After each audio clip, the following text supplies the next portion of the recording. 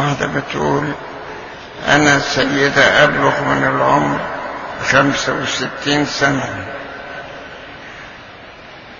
وتأكدت وعرفت أني لم أتعمد، وأريد الآن أن أتعمد،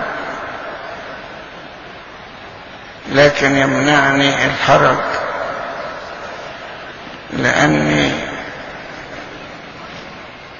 عرفت أن سر الميرون يتم بدهن الجسم 36 رشم، وأنا مكسوف لأني مش عايزة أتكشف على كاهن، فماذا أفعل؟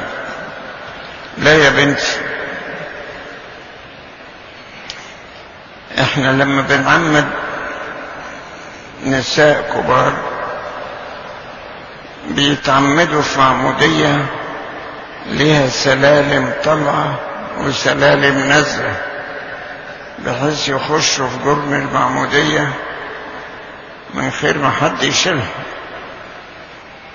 ويا دوبك تبقى الواحدة غطسة ومن على كتفها نقول: أعمدك يا فلان كذا 3 مرات.